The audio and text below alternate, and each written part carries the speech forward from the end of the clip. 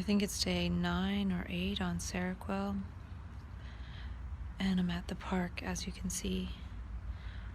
And it's interesting, I not only feel like I don't have anything to say, I also don't even feel like making videos, which is something I've been doing for 7 or 8 months. So to me it's interesting how 10 days on a little bit of Seroquel has kind of destroyed my motivation. And again, I think it's okay right now, because I need to take a break from overthinking things and do more of just getting stuff done.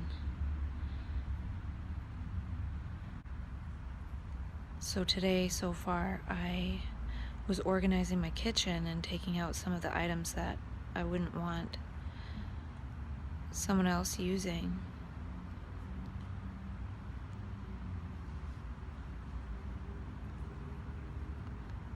So I did quite a bit of that. And then I just sort of felt done with it, like I needed to get outside for a while. So here I am.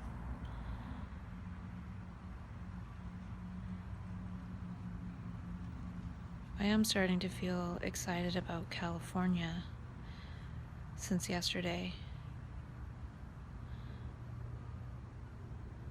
Excited for a change of scenery. And I still have quite a few things to do before I go, so as long as I do a couple of things per day, I should be ready to go in the nick of time.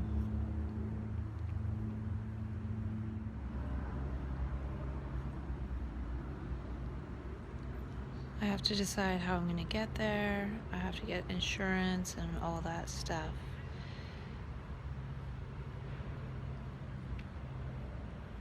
So maybe I'll make another video later when I'm at home. But if I don't, this is a short one, so maybe I'll combine it with if I say anything tomorrow and the next day. A couple things about today. Again, my brain isn't super thinky, but that's a good thing. And last night was the first night I took half of a Seroquel instead of a whole one. And I took a whole one every day for probably 12 days. So the 13th night I took half, and I'll take half again tonight. And then after that, I will perhaps try without the Seroquel to go to sleep, because I've been sleeping just fine. And every night I've been doing some coherence breathing with my heart rate monitor, chest strap, and the app, as well as soaking my feet with Epsom salts. Sort of a little ritual I've developed, and it seems to make me feel calm and just go to sleep. And I usually drink mugwort tea out of a nice mug, and I actually grow mugwort out in the yard, because when I was in Santa Barbara 6 years ago, somebody gave me a mugwort leaf and he said, put this under your pillow, you'll have nice dreams. And so I took it and I went back to the hostel that night, and I did put it under my pillow. And when I was falling asleep, as soon as I sort of fell asleep, I felt myself going through a time warp. It was like it was like the weirdest thing out of a movie, like warp drive or hyperspeed or light speed being engaged in a spaceship, and sort of having that sensation too of accelerating like that. And I'm pretty quickly just jerked awake, like, oh my gosh, like what the hell? And then I thought that was strange, but then I put my head back down, and when I did, it did the same thing when I started to fall asleep. it just went like, like it felt like I was in a spaceship accelerating. And so again, I just jerked awake, like, what the hell? So I took the mugwort leaf out from under my pillow and just placed it beside the bed, and didn't want to participate in that. And then, oddly enough, when I got home, and I was at that point kind of manic, and I was going to this organic grocery store in an adjacent city, and the lady there was this cute Asian lady, and she was trying to sell me this green powder stuff for a tea, and she was trying to tell me what it's called, but she was saying it in a way that I couldn't understand, the way she was pronouncing it. And I think she eventually wrote it down, and she wrote down mugwort, and I was like, what the hell? So I bought the tea, and it might have been that time or another time I went there that she told me she has mugwort plants, or it's kind of like a weed, really.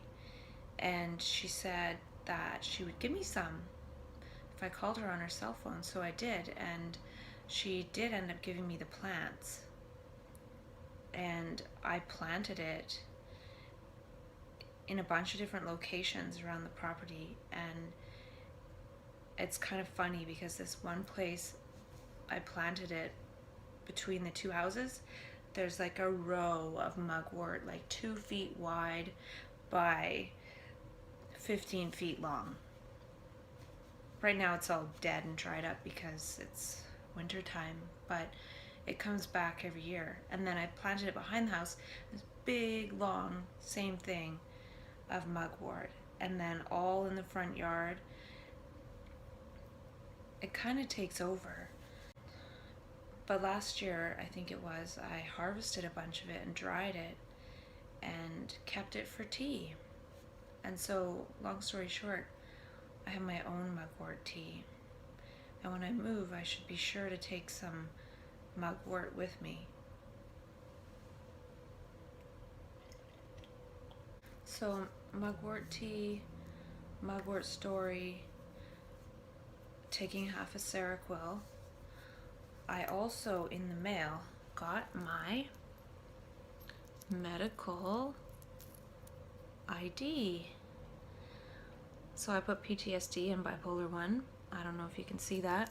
And then on the back, my name and my medication, and then see iPhone medical ID, because iPhone has a feature to put your medical ID in there. So it's on the emergency call screen.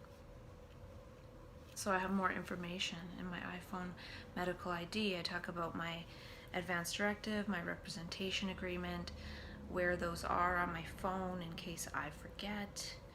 And I also say, remind me to take a Seroquel PRN if I'm scared and confused, and a bunch of stuff like that, my contacts. And so I have this for my trip. I may or may not wear it, but I decided to buy it either way. And I also cleaned my car a little bit, even though it looks like I might not be driving.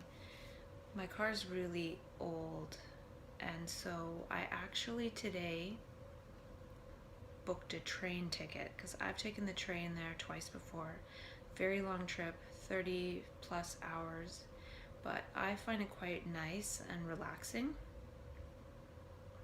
So it was cheap too. It was like $125, whereas a flight would be about $250.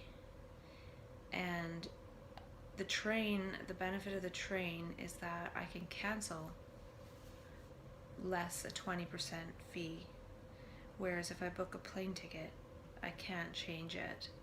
And there are a few things that might cause me to need to leave a little bit later. So I think this was the best thing to do right now.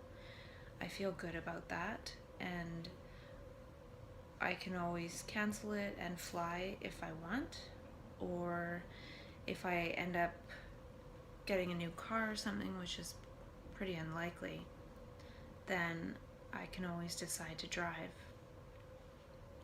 And driving would be a lot more expensive, though I might decide to buy a cheap car down there temporarily. I have to find out if I can do that, if I can insure it. I don't know how that works. So I can take the insurance off my car and put it as storage insurance, possibly save some money that way. And I also looked into a little bit of stuff around subletting my place, because I might be able to get a little bit of money from that. Even though I don't own this place, so most of it I wouldn't get. I would just get a little bit because it's my furniture and stuff. But could be helpful. So still lots to do.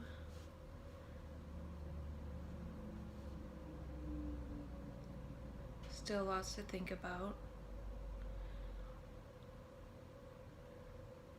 And I'm thinking about a few other things as well.